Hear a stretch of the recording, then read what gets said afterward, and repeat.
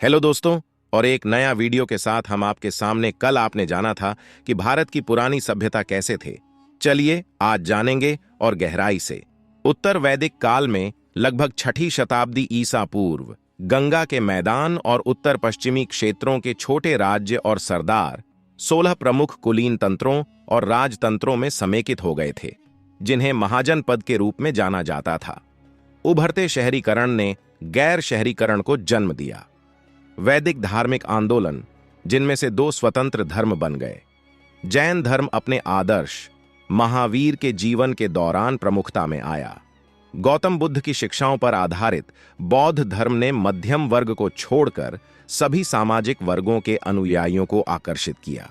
भारत में दर्ज इतिहास की शुरुआत में बुद्ध के जीवन का वर्णन करना केंद्रीय था।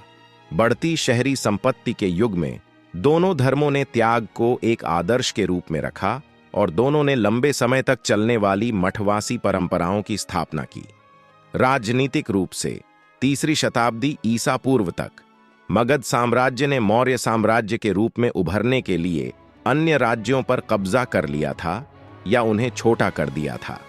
एक समय ऐसा माना जाता था कि साम्राज्य ने सुदूर दक्षिण को छोड़कर उपमहाद्वीप के अधिकांश हिस्से को नियंत्रित किया था, लेकिन अब माना जाता है कि इसके मुख्य क्षेत्र बड़े स्वायत्त क्षेत्रों से अलग हो गए हैं।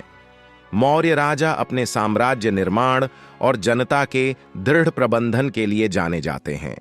अशोक के सैन्यवाद के त्याग और बौद्ध धम्म की व्यापक वकालत के लिए जीवन।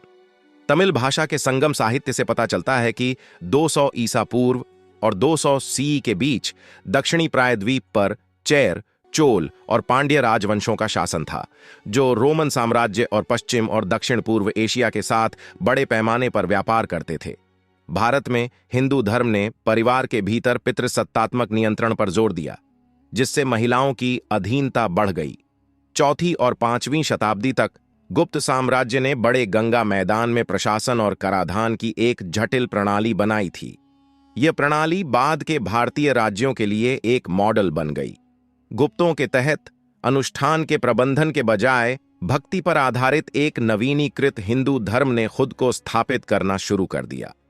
यह नवीनीकरण मूर्तिकला और वास्तुकला के विकास में परिलक्षित हुआ, जिसे कई लोगों के बीच संरक्षक मिला।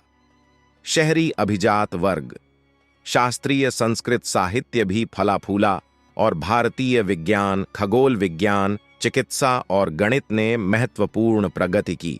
अगर आपको हमारा वीडियो पसंद आया, कृपया हमारे वीडियो को लाइक करें, हमारे चैनल को सब्सक्राइब करें। हमारा वीडियो देखने के लिए धन्यवाद।